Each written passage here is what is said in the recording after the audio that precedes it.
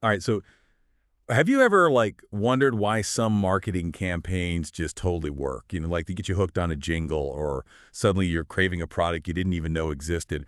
Well, get this, persuasion is actually a science, and there's a whole world of research on, like, what makes people say yes. Today, we're diving into a fascinating book called Yes, 50 Scientifically Proven Ways to Be Persuasive, to uncover some of these surprising and sometimes counterintuitive strategies.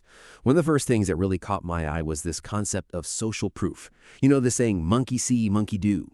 Ray, turns out it's not just a silly saying. There's actually some serious psychological weight behind it.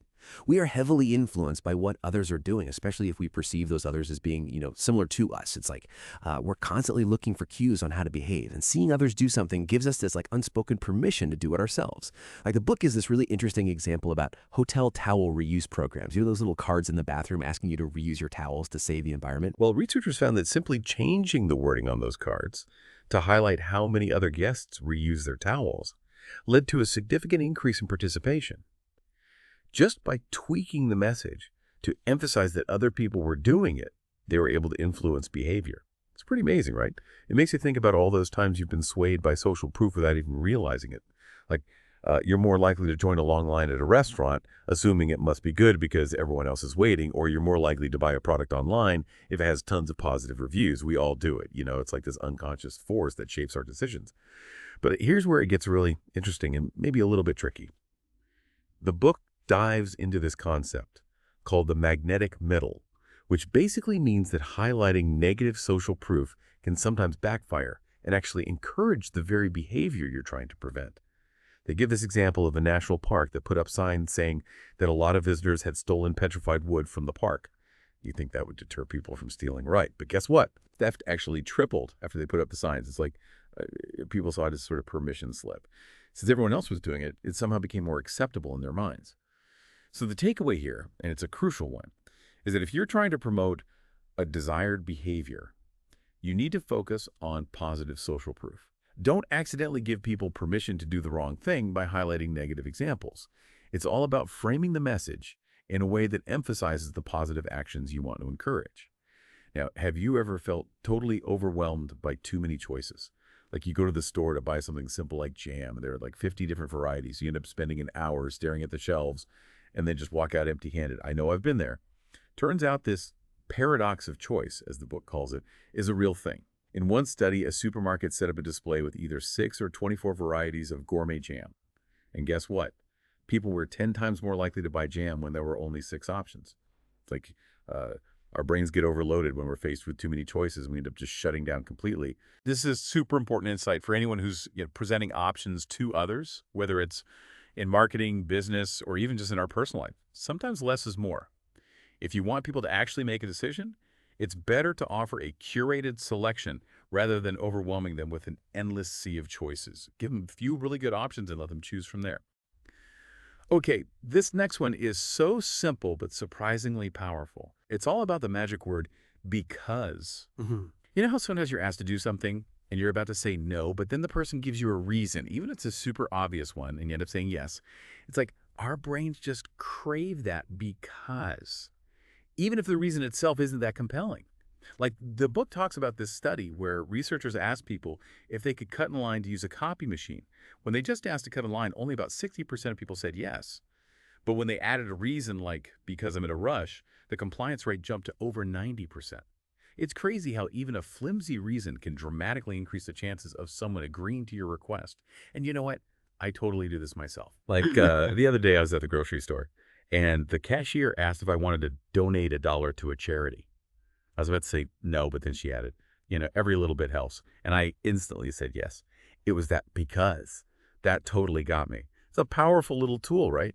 So remember, next time you ask someone for something, whether it's a big favor or just to pass the salt, give them a reason. It doesn't even have to be a particularly good reason. Our brains are wired to respond to that because, and it can make a huge difference in getting people to say yes. Now, switching gears a bit, let's talk about active commitment.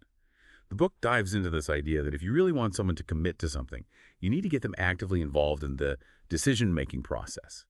For example, it's been shown that people who write down their goals are significantly more likely to achieve them than those who just think about them. It's like The act of putting pen to paper solidifies the commitment in a way that simply thinking about it doesn't. This totally resonates with me. You know, like I am way more likely to get things done when I write them down on my to-do list. It's like having this visual reminder staring me in the face, and it helps me stay accountable to myself. So if you're trying to get someone to commit to something, whether it's a team at work, your kids doing their chores, or even just yourself sticking to a new habit, encourage them to actively write down their commitment. It's a simple but surprisingly effective technique for making those commitments feel more real and tangible. All right, get ready for a real mind bender, because this next one is pretty counterintuitive. The book suggests that sometimes acknowledging a weakness can actually make you more persuasive. It sounds crazy, right? Yeah. But think about it. When someone tries to present themselves as perfect or flawless, it can come across as inauthentic or even a little bit suspicious. But when someone is upfront about their shortcomings, it can actually build trust and make them seem more relatable. They use the example of Progressive Insurance, which is pretty interesting. Progressive actually advertises their competitors' rates. You'd think that would drive customers away, but it doesn't. It actually works in their favor because it shows that they're confident enough in their own offerings to be transparent about the competition. It's like they're saying, hey, we're not afraid to show you the other options because we know we're still the best choice. It's a bold move, and it makes you rethink the whole idea of presenting a perfect, polished image, right? Sometimes being a little bit vulnerable and acknowledging your weaknesses can be a surprisingly effective way to build trust and make your message more persuasive. It's like you're showing people that you're human, and that can be a powerful connection. All right, so we're back and ready to uncover even more persuasive secrets from, yes, 50 scientifically proven ways to be persuasive. And, this next section really got me thinking about all those subtle cues that can influence our decisions without us even realizing it. Get this study found that just by placing a simple message on a tip jar that said, place your money here, contributions significantly increased. That little suggestion just nudged people in the right direction without being pushy or demanding. It makes you realize how even the smallest details can make a difference, right? And you see this all the time in marketing, like those limited time offer signs. They create this sense of urgency that makes you feel like you'll miss out if you don't act now. Now, let's be honest, we've probably all fallen for that at some point. It's like our brains are wired to respond to those kinds of cues, even if we know they're just marketing tactics.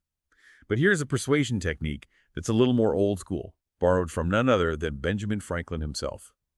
Apparently, old Ben was quite the master persuader, and he had this one rival in the Pennsylvania legislature who, really disliked him. So what did Franklin do? He asked his rival to borrow a rare book from his library. And the rival, totally surprised by the request, agreed. And guess what?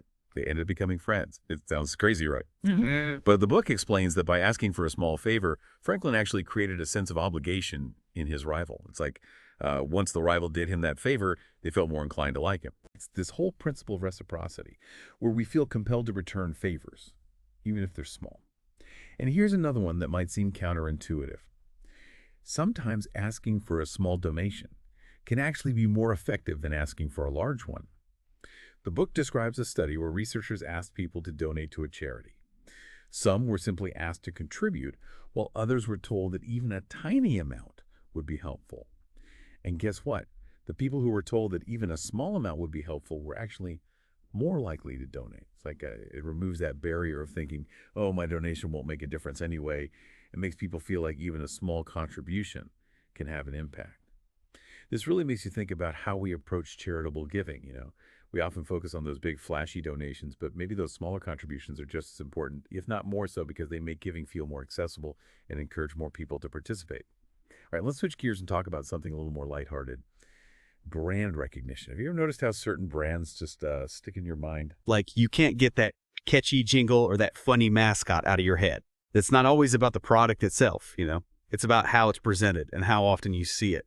The book uses the example of the Energizer Bunny. Remember those commercials? The bunny just kept going and going. Even after the commercial was over, it was super memorable, right? But here's the thing. Energizer actually borrowed that idea from Duracell. Duracell had run a similar campaign years earlier, but they let their trademark expire. And Energizer swooped in, and, the rest is advertising history. So, what's the takeaway here? Repetition and consistent messaging are key. It's not enough to have a great idea. You have to keep putting it out there in front of people so it sticks in their minds. Think about your own communication, whether it's a marketing campaign, a presentation, or even just trying to get your point across in a meeting. Repetition and consistency can really make your message stick. It's like the more people hear your message, the more likely they are to remember it and be influenced by it. Now, let's get a little meta here. This whole deep dive is about persuasion, right? But it's not just about sneaky tricks or manipulating people. It's about understanding the psychology behind why we do the things we do and using that knowledge to communicate more effectively. One of the most effective ways to persuade someone is to tap into their values and beliefs. The book talks about how aligning your message with someone's existing worldview can make them more receptive to your ideas. It's like you're speaking their language and connecting with them on a deeper level. Think about a time when someone tried to convince you of something you already believed in, It's probably pretty easy, right? Because it already fit with your understanding of the world. So when you're trying to persuade someone, try to see things from their perspective. What are their values? What do they care about? If you can frame your message in a way that aligns with their existing beliefs, you'll be much more likely to get them on board. It's like you're building a bridge of understanding instead of trying to force your ideas on them. Now, this next section is about something called social norms marketing, and it's pretty fascinating. It's basically the idea that you can influence behavior by highlighting what most people are already doing. The book gives an example of a campaign to reduce alcohol consumption on college campuses. Instead of focusing on the dangers of drinking, they put up posters saying things like, most students have 3 or fewer drinks when they party. Ooh. Now, the actual statistics might have been different, but the idea was to correct students' misperceptions about how much their peers were actually drinking. And you know what? It worked. Students started drinking less because they thought everyone else was doing it. It's like we have this innate desire to conform to social norms, even if those norms aren't necessarily accurate. And this approach can be used for all sorts of positive behavior change, like encouraging people to recycle more or eat healthier. It's all about creating that sense of, hey, everyone else is doing this, so I should too. Speaking of subtle influences, those mirrors they have in stores. Turns out they might not just be for checking your outfit.